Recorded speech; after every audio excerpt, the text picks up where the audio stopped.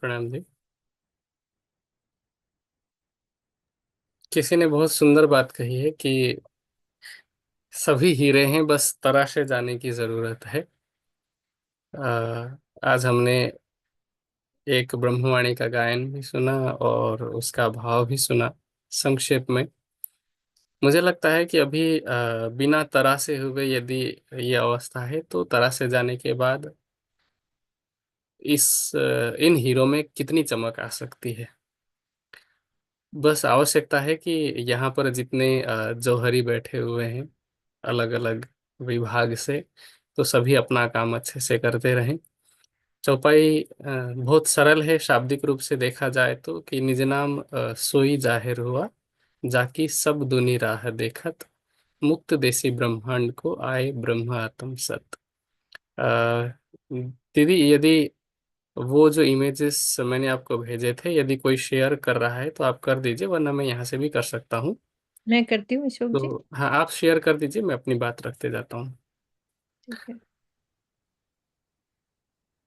इसको बड़ा कर दीजिएगा। हाँ जी, बस 1 मिनट कर रही हूँ।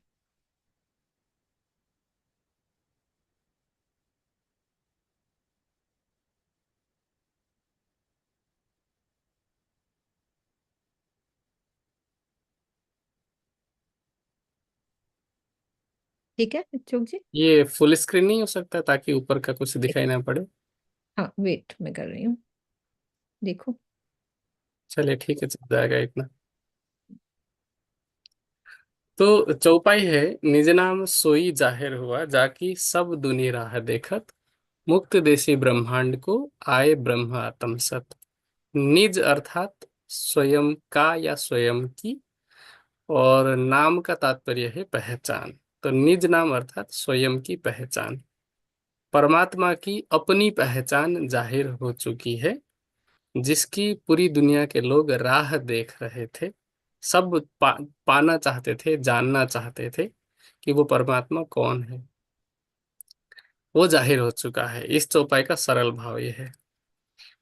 आज का जो प्रसंग है वो भी कुछ मिलता जुलता है कि ब्रह्मवाणी की महिमा क्या है।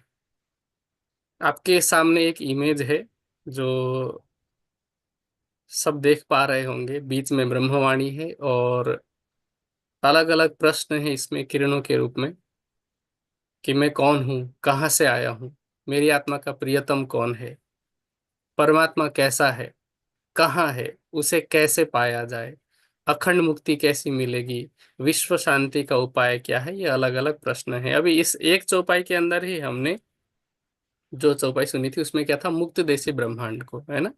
तो अब मुक्ति कैसे मिलेगी, और नाम मतलब पहचान। पहचान का तात्पर्य क्या होता है? पहचान का तात्पर्य, आपको अगर कोई पहचान पूछे तो सिर्फ नाम नहीं बताते हैं ना। आप बताएंगे आपका नाम, अपने पेरेंट्स का नाम, आप कहाँ से आए हैं, कहाँ पर रहते हैं, वो सारी बात बताएंगे। तो ये पहचान के अंतर्गत ये सारी बातें आ जाती है। तो ब्रह्मवाणी की जो महिमा है, आज का विषय, कि संसार में धर्म ग्रंथ तो बहुत सारे हैं। पिछला जो सत्र था, किरण माता जी के माध्यम से भी हमने बहुत सारी बातें सुनी थी। यदि आपने दोहराया हो, यदि या आपने याद रखा हो तो, कि धर्म ग्रंथ तो बहुत सारे हैं। क्योंकि ये एक क्लास है तो मैं थोड़ा सा क्लास की तरह ही आगे बढ़ाना चाहता हूँ। क्या आप सबको पता है कि वेद कितने हैं, उपवेद कितने हैं, दर्शन कितने हैं, उपनिषद कितने हैं, पुराण कितने हैं? किसी को पता है? कोई भी हैंड रेज करके अपनी बात रख सकता है। वेद, उपवेद, दर्शन, उपनिषद और पुराण कितने कितने हैं? केवल संख्या पूछूंगा मैं पहले।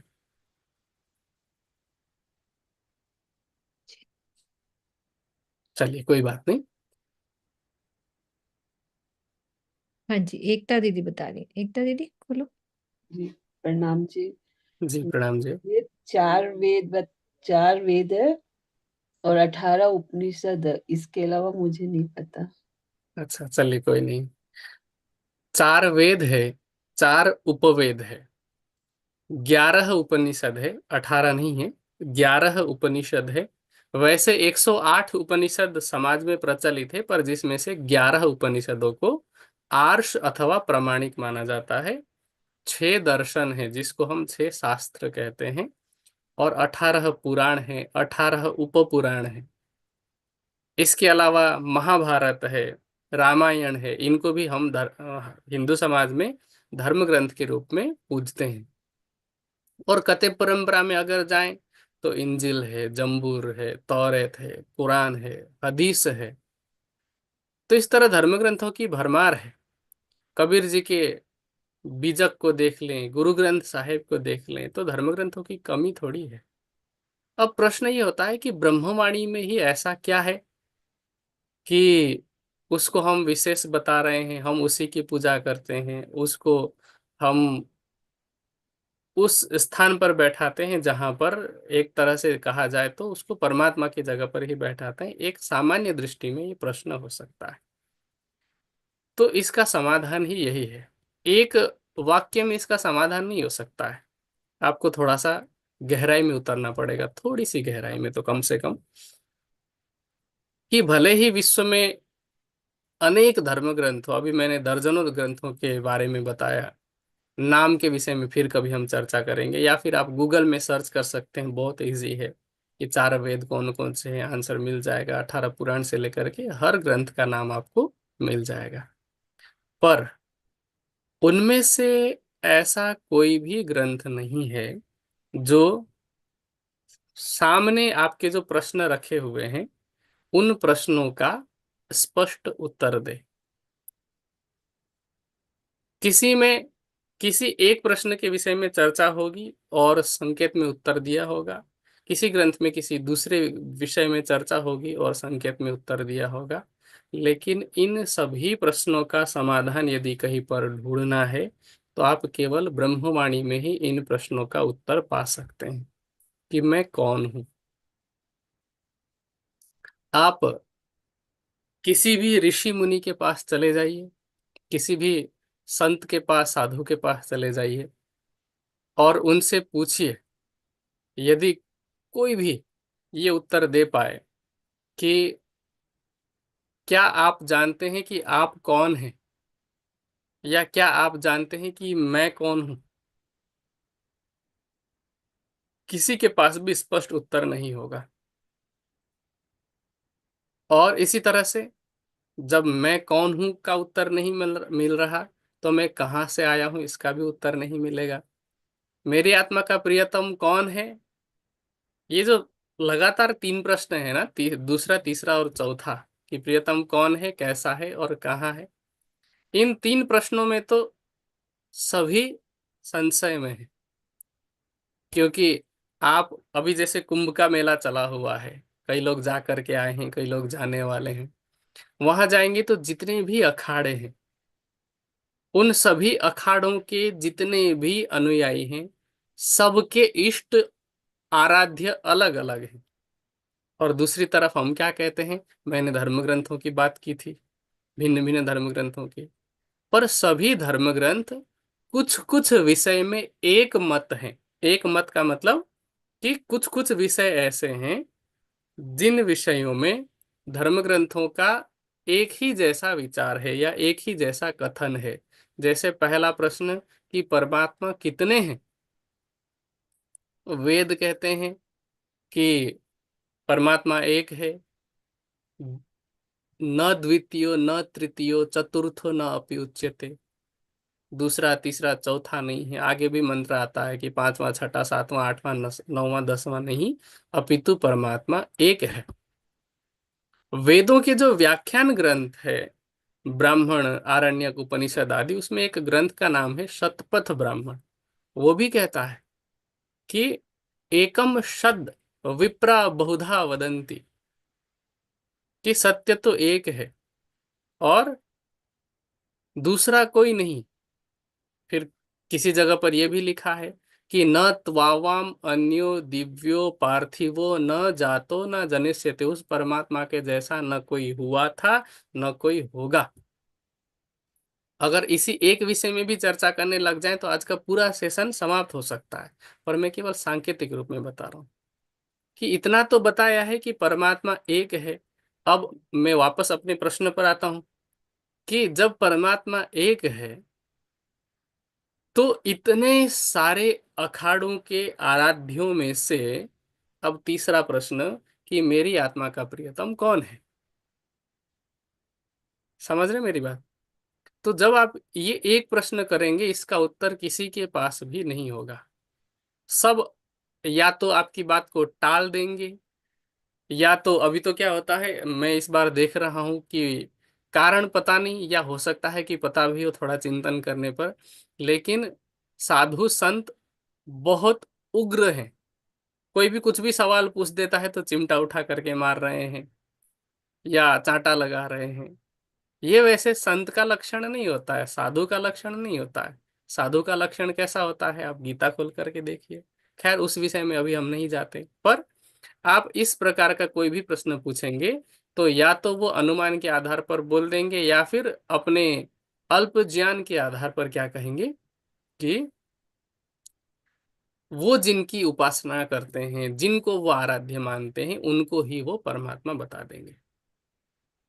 आज से लगभग 9 साल पहले की बात है, तब तो मैं और भी छोटा था, बहुत ही छोटा था। और मैं हिमाचल में किसी स्थान पर गया हुआ था, कार्यक्रम कार्यक्रम तो नहीं था, खैर इसी तरह से प्रचार प्रसार के क्रम में ही हमने कुछ एक टीम गई थी।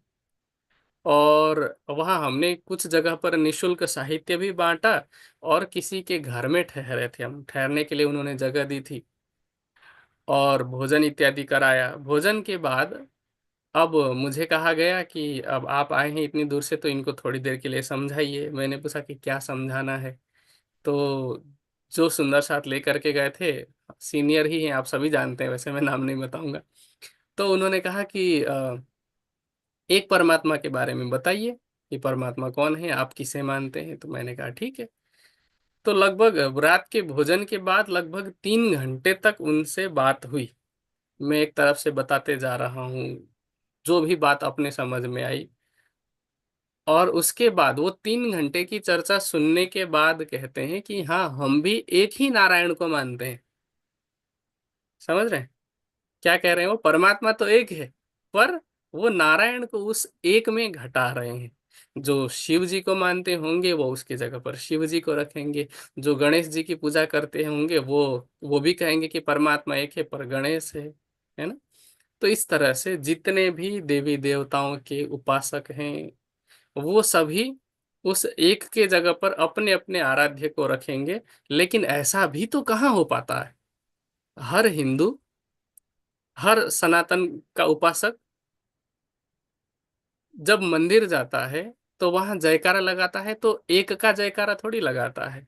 और खैर जयकारे को एक तरफ भी रख दिया जाए तब भी वो जितने देवी देवता होते हैं सबके आगे माथा टेकता है, सबकी पूजा करता है।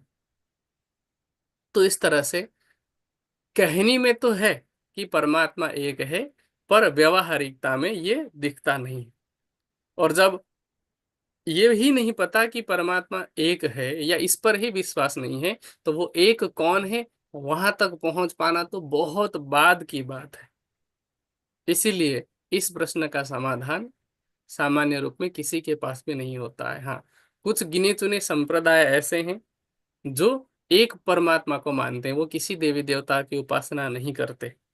पर अब जो इस तीसरे प्रश्न का समाधान ढूंढना चाहते हैं कि परमात्मा एक है और कौन है, अब उस पर फिर अगला प्रश्न आ जाता है कि परमात्मा कैसा है।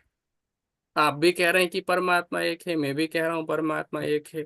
मैं अन्य देवी देवताओं को मान भी नहीं रहा हूं, मैं कहता हूं कि एक ही है, पर अब कैसा है कहते हैं तो वहां पर अब 3 प्रकार की विचारधाराएं आती है। ठीक है, 3 प्रकार की विचारधारा कैसी? पहली विचारधारा है निराकारवादी, कि परमात्मा निराकार है। दूसरी विचारधारा साकारवादी है, कि परमात्मा साकार है। और तीसरी विचारधारा है कि वैसे जो मूल ब्रह्म है वो निराकार है, पर भक्तों के कल्याण के लिए वो साकार रूप धारण करता है। ये तीसरी विचारधारा है। ठीक है, अब लेकिन तीनों विचारधाराओं में संशय है। निराकार मानने पर क्या होता है कि वेद में कई मंत्र ऐसे हैं जिसमें परमात्मा को युवा स्वरूप वाला कहा है, जिसमें परमात्मा को सुंदर स्वरूप वाला, सौंदर्य का निर्माता कहा है, तेजवान कहा है, शुक्रो असी भ्राजो असी कहा है, आदित्य वर्ण तमसः परस्तात् कहा है। तो ये सारे मंत्र फिर वहां झूठे साबित हो जाते हैं, और वेद तो झूठे हो नहीं सकते। तो इसलिए परमात्मा निराकार तो नहीं है, लेकिन साकार भी नहीं है, क्योंकि साकार का मतलब है जिनको हम इंद्रियों से अनुभव कर सकते हैं, ऐसी आकृति वाला। तो परमात्मा वैसा भी नहीं है। अब और जो तीसरी विचारधारा है वो दोनों का मिक्सचर है। जब पहले की दो विचारधाराएं ही गलत हो गई, तो जो तीसरा है मिक्सचर है वो अपने आप ही गलत साबित हो जाता है। तो सवाल ये होता है कि परमात्मा कैसा है। अभी जवाब मैं नहीं दे रहा हूं, अभी मैं केवल सवाल आपके दिमाग में डाल रहा हूं। अब तीसरा है परमात्मा कहाँ है, जो दूसरे प्रश्न से जुड़ा हुआ है कि मैं कहाँ से आया हूं। ठीक है, क्योंकि जब पता चलेगा कि परमात्मा कहाँ है तो हमें पता चल जाएगा कि हमारा मूल भी वहीं पर है। समझ रहे हैं ना? तो अब परमात्मा कहाँ है, ये प्रश्न फिर वापस चौथे प्रश्न से भी जुड़ा हुआ है।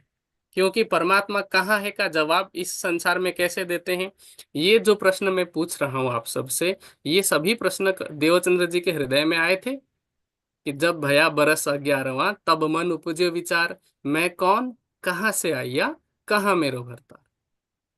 देवचंद्र जी पूछते हैं। अब इसी प्रसंग में आगे अगली चौपाई यदि आपने अभी तक पढ़ी हो तो आती है कि पूछत फिरे परदेश में कहाँ है परमेश्वर, जिन सबको पैदा किया सो कहाँ है सब ऊपर, वो परमात्मा कहाँ है।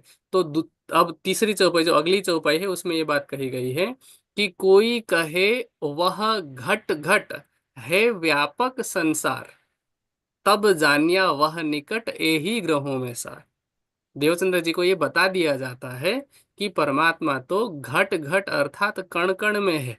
अब कण कण में है इसका मतलब ये हो गया कि निराकार है, क्योंकि जो साकार है वो कण कण में नहीं हो सकता है।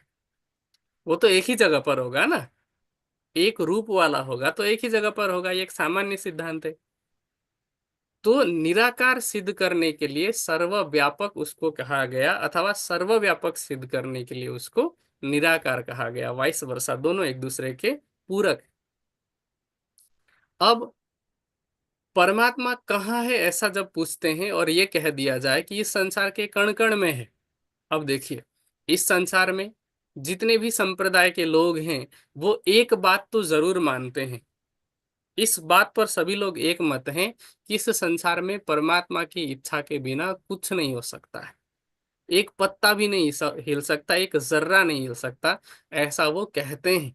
जबकि ये बात आधी अधूरी है, पूरी बात नहीं है। परमात्मा की इच्छा मूल में काम करती है कि उसके इच्छा अर्थात जिसको हम हुक्म कहते हैं, आदेश कहते हैं, उसकी इच्छा से ये सृष्टि बनी है। पर जैसे मैं अभी कुछ बोल रहा हूं, मुझे अहंकार नहीं लेना है इस बात का, इसीलिए मैं हर बात पर क्या कहूंगा, राज्य की कृपा से मैं ये बात बोल रहा हूं। पर प्रत्यक्ष में क्या ऐसा है कि राज्य आकर के मुझसे कहलवा रहे हैं? नहीं ना। ठीक है। या फिर मान लीजिए कि हम स्विच ऑन करते हैं तो कमरे में उजाला होता है, बल्ब प्रकाशित होता है, तो क्या वहां राज्य आकर के बल्ब को उजाला कर रहे हैं? नहीं। मूल में राज्य का हुक्म है, पर सृष्टि बनने के बाद हर एक कार्य पर हमारा अपना अधिकार होता है। इसीलिए जो कर्म फल का सिद्धांत है वो फलीभूत होता है। यदि सारे काम हम परमात्मा पर लाद दें कि सब उसकी इच्छा से हो रहा है, फिर किसी को कर्म फल कैसे मिल रहा है? कोई चोरी कर रहा है तो उसकी इच्छा से, कोई डकैती कर रहा है तो उसकी इच्छा से, कोई किसी की हत्या कर रहा है तो उसकी इच्छा से, और परमात्मा ऐसी इच्छा तो कर नहीं सकता। तो उसकी इच्छा का मतलब ही संकल्प होता है, संकल्प से सृष्टि बनी है। इस सृष्टि में प्रत्येक जीव कर्म करने में स्वतंत्र है और फल भोगने में वो परतंत्र है, कि उसको स्वतंत्रता प्रदान की गई कर्म करने की। अब कैसा करेगा वो वैसा ही भरेगा। ठीक है। तो ये जो बात मैंने इसीलिए बताई क्योंकि जो कहते हैं ना कि संसार के कण कण में परमात्मा है, वही ये बात कहते हैं कि जो कुछ होता है वो परमात्मा के हुक्म से होता है। ठीक है। अब परमात्मा कहाँ है, इसके जवाब में पहला उत्तर तो ये मिला कि कण कण में नहीं है। इसीलिए क्योंकि जितने लोग कहते हैं कि संसार के कण कण में परमात्मा है, उनसे मैं कुछ सवाल पूछता हूँ। आप भी पूछ सकते हैं, आप अपने मन में भी विचार कीजिए। जो लोग नए जुड़े हैं, यदि उनको इस बात का पता नहीं, तो आप अपने मन में विचार कीजिए। जैसे पानी है, पानी में आप चीनी को घोल देते हैं, तो चीनी कहाँ पर रहेगा? पानी के प्रत्येक बूंद में, है कि नहीं? अब आप कह सकते हैं कि पानी के कण कण में चीनी है, कह सकते हैं? कह सकते हैं ना? लेकिन कैसे पता चलेगा कि पानी के कण कण में चीनी है? चित्रा दीदी, कोई अनम्यूट करे, बताए। ये कैसे पता चलेगा कि पानी के कण कण में चीनी है? जी सुंदर सर जी, कोई हैंड रेज नहीं कर रहा, तो मैं कोशिश करूं बताने की। एक एकता जी। है, बच्चे हैं अपने सलोनी। सलोनी। सलोनी। जब तक हम उसको टेस्ट नहीं करेंगे तब तक तो नहीं पता चलेगा। हाँ, टेस्ट करने से पता चलेगा। ठीक है, टेस्ट करने पर क्या मिलेगा? अगला जवाब तो दो। ऐसा क्या ऐसे ऐसा क्या होगा कि पता चले कि पानी में चीनी है, नमक नहीं? हाँ जी, राधे, राधे जी हैं। प्रणाम जी। जी प्रणाम जी। पानी को पीकर पता चलेगा कि उसका स्वाद कैसा है, मीठा है या नमक का है। हाँ, मीठा है तो चीनी है, और खारा है तो नमकीन है। ठीक है, दैट्स इट। बहुत इजी है। ठीक है, लेकिन जैसे चीनी का लक्षण है मधुरता, मिठास, परमात्मा के भी तो कुछ तो लक्षण है। जी। ठीक है, अब परमात्मा के कुछ महत्वपूर्ण लक्षण जिसके बारे में हम सभी जानते हैं, उनमें से एक शब्द जो हम सब ने सुना है, उस पर चिंतन करते हैं। वो शब्द है सच्चिदानंद। ठीक है, सभी लोग मानते हैं कि परमात्मा सच्चिदानंद है। भाषा का अंतर हो सकता है, लेकिन चाहे हिंदू हो, मुस्लिम हो, सिख, ईसाई, कोई भी हो, ये तो नहीं कहेगा कि परमात्मा असत्य है, झूठा है, वो तो नहीं कहेगा। ठीक है, चेतन है, इस बात को सभी मानेंगे, और आनंद है, इस बात को भी सभी मानेंगे। अब इसी लक्षण को लेते हैं कि यदि परमात्मा सच्चिदानंद है, तो क्या उसके सर्वव्यापकता के लक्षण इस संसार में दिखाई पड़ता है? अब जवाब दीजिए।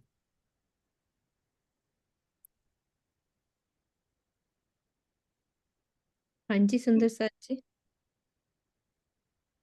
हाँ, खोल रही हूँ मैं। विधि, आप खोलो बेटा।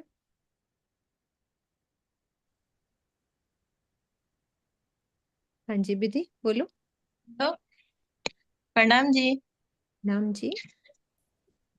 जी, संसार में उनकी सत्ता दिखती है। पर लक्षण तो नहीं दिखता ना, सत्य, चेतन और आनंद दिखता है।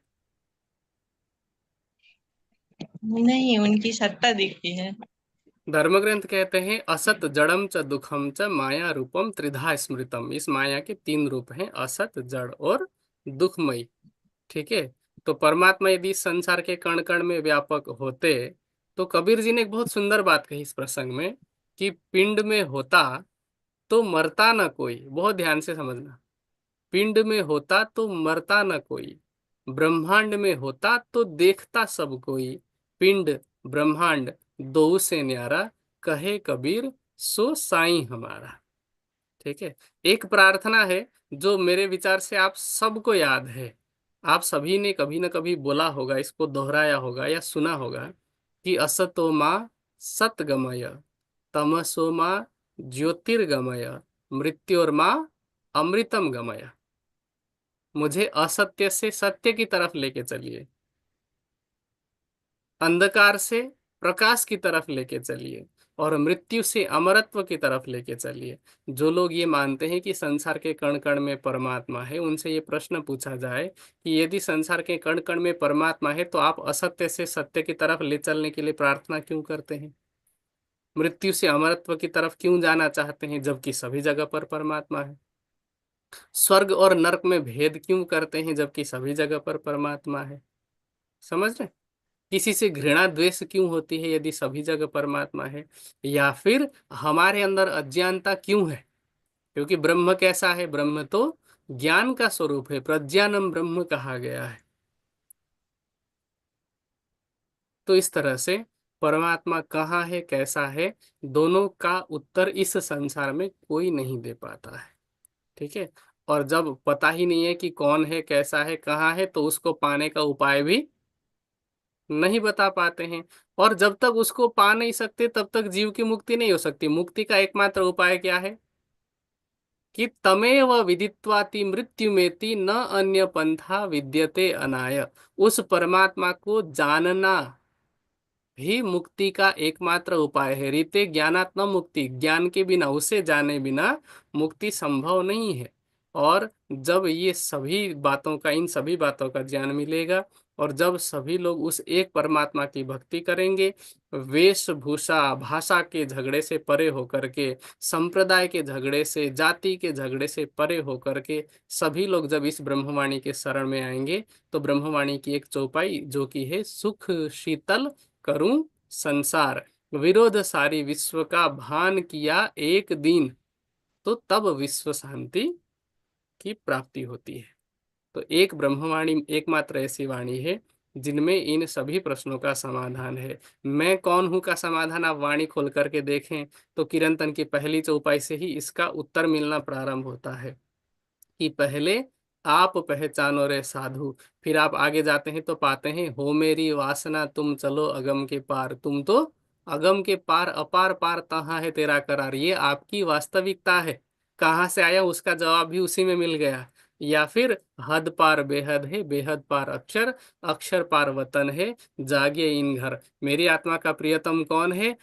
क्षरथी तीत अक्षर अने अक्षरातीत कहवाए। आपने जाऊं एणी घरे, यहाँ अटकले केम पहुंचाए। वो अक्षरातीत हमारी आत्मा का प्रियतम है।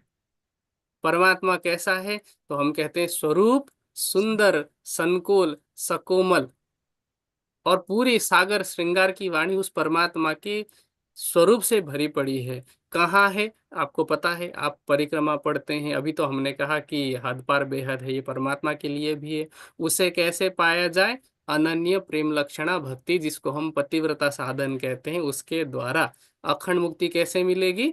अभी हमने प्रारंभ में ही एक गायन किया कि मुक्त देसी ब्रह्मांड को आए ब्रह्म आत्म सत। उससे पहले चरण में कहा, निज नाम सोई जाहिर हुआ, जाकी सब दुनि राह देखत। इस ब्रह्मवाणी से सबको अखंड मुक्ति मिलेगी यदि इसके आधार पर आचरण करते हैं तो। और विश्व शांति का यही उपाय है। सोचिए, अभी मैंने 2 मिनट में सारी बात बता दी। सारे प्रश्नों का समाधान ब्रह्मवाणी के आधार पर हमें 2 मिनट के अंदर अंदर मिल गया। लेकिन वो 2 मिनट में इसलिए संभव हो पाया क्योंकि वो सभी चौपाइयां कभी ना कभी आप लोगों ने पढ़ी है, सुनी है। लेकिन कोई नया व्यक्ति भी होगा, उसे भी इस हम यदि इस प्रकार से समझाते हैं तो बात समझ में आ जाएगी, बशर्ते वो जिज्ञासु हो। ठीक है, केवल तर्क करने के लिए, बहस करने के लिए नहीं। तो ये ब्रह्मवाणी इस प्रकार की वाणी है। और ब्रह्मवाणी की कुछ और विशेषताएं भी है।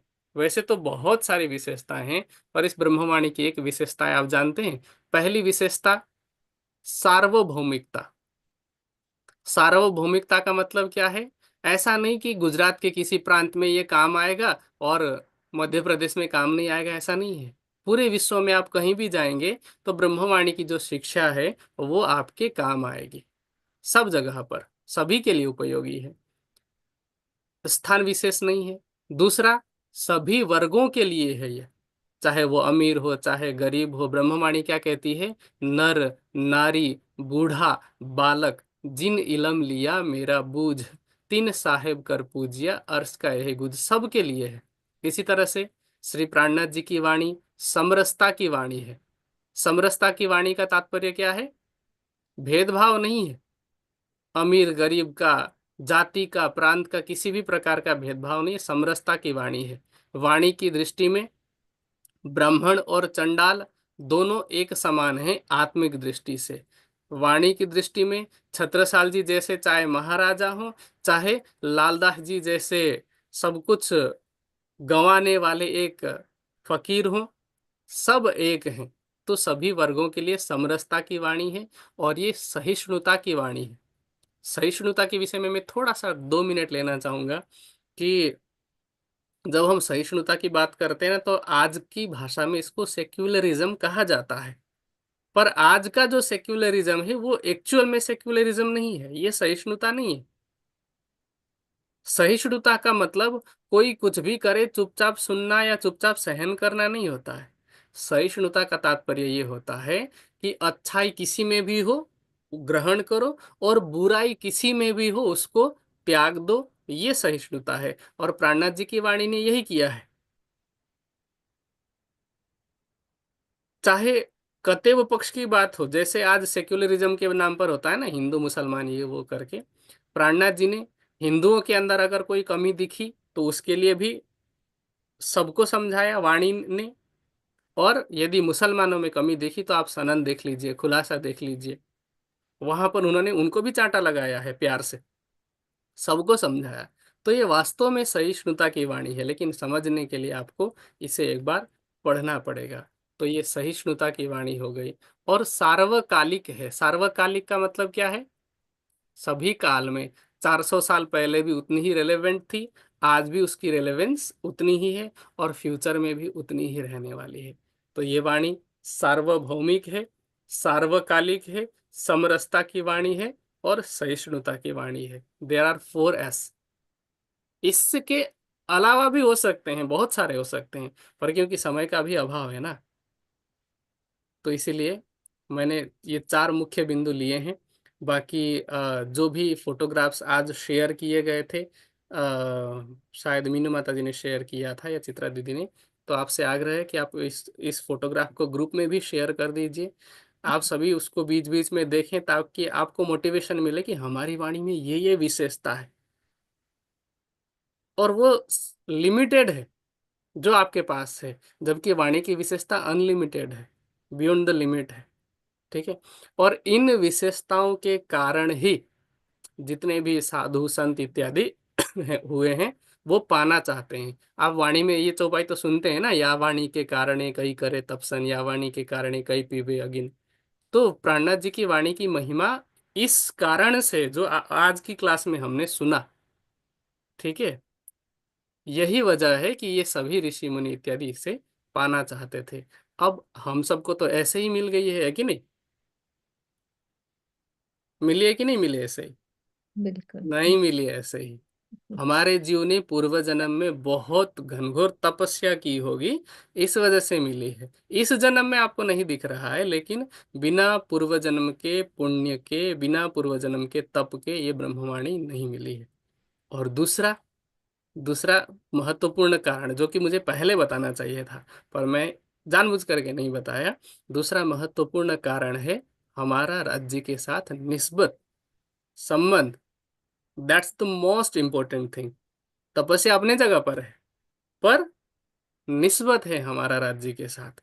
और जब निस्बत है तो कई बार होता है ना कि संबंध होता है तो फिर बिना मेहनत के भी मिल जाती है ना, वारिस को मिल जाती है ना। अभी अनंत अंबानी ने मेहनत थोड़ी की है, या उसमें क्या उतनी योग्यता होगी जो रिलायंस इंडस्ट्री को संभाल पाए, लेकिन चूंकि निस्बत है उनके पिता के साथ तो मिल गई है। इसी तरह से हमारा निस्बत है।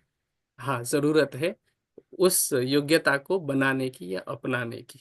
तो 2 प्रयोजन हो सकते हैं या दोनों प्रयोजन हो सकते हैं, लेकिन अब करना क्या है कि इस बात पर हमें फुल करके कुप्पा नहीं होना है कि हमें, हमारे पास हमारी निस्बत है तो वाणी मिल गई है। मिली है तो आगे क्या करना है इस पर विचार करना है। अब ब्रह्मवाणी पर चिंतन करें, मनन करें, मंथन करें। हम वाणी तारतम्य में कहते हैं ना, ए सतवाणी क्या करके मत के। मत के। हम पढ़ के भी नहीं कहते, ढक के भी नहीं कहते, रट के भी नहीं कहते, हम कहते हैं ए सतवाणी मथ के। तो इस वाणी का मनन करें, मंथन करें, और लेऊं जो इनको सार। अब इसका गलत अर्थ निकाल सकते हैं, हाँ? तारतम वाणी का सार का मतलब क्या होता है? सार का मतलब निचोड़? नहीं, निचोड़ नहीं होता है यहाँ पर। वैसे सार का मतलब निचोड़ होता है, पर निचोड़ निकालने के बाद कोई ना कोई तो वेस्ट बचता है ना। अगर आप ये कहें कि वाणी का ये सार है, तो जो असार है वो क्या है? वाणी में वेस्ट तो कुछ भी नहीं है। तो यहाँ तारतम का सार का मतलब है तारतम सार जागनी विचार। जागनी जो है वो तारतम का सार है पूरी वाणी का। ठीक है, तो हमें जागनी की तरफ आगे बढ़ना है। तो ऐसा तवाणी मत के लियो जो इनका सार का भाव ये है। तो ये ब्रह्मवाणी की महिमा जो आज आपने सुनी। जब भी आप वाणी के सामने जाएं तो राज जी के सामने हम धन्यवाद ज्ञापन करें कि राज जी, चाहे संबंध के कारण हो, चाहे हमारे जीव के तप के कारण हो, लेकिन आपने हमें ये ब्रह्मवाणी दी, और उसी थैंकफुलनेस के साथ में हम वाणी पढ़ें तो मुझे लगता है कि हम और अधिक भाव से पढ़ पाएंगे। हमें वैल्यू होगी, हमें वाणी की कीमत का पता चलेगा। और जब हम किसी चीज की कीमत करते हैं ना, तो उसका रस और अधिक आने लगता है। समझ रहे मेरी बात? तो बस इसी प्रार्थना के साथ कि वाणी की कीमत को हम हमेशा बनाए रखें। देखिए गुरु ग्रंथ साहब को लोग कितना सम्मान करते हैं। अभी मैंने कुछ समय पहले एक वीडियो देखा था, शायद लंदन से भारत एक गुरु ग्रंथ साहब को लाया जा रहा था। पूरा जो एयरलाइन था, एयरलाइन नहीं, पूरा एक एरोप्लेन था, वो बुक कर रखा था।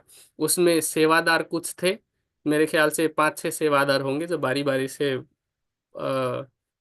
चवर इत्यादि डुलाने की सेवा करते हैं। और यहाँ तक उन्हें लाया गया, गुरु ग्रंथ साहिब को। ठीक है, तो अगर हम इतना एक्सट्रीम लेवल पर नहीं कर सकते तो कम से कम इतना तो जरूर करें कि वाणी के प्रति रिस्पेक्ट दिखाएं। मैं एक बात और थोड़ी सी कहना चाहूँगा, बस लास्ट 1 मिनट में।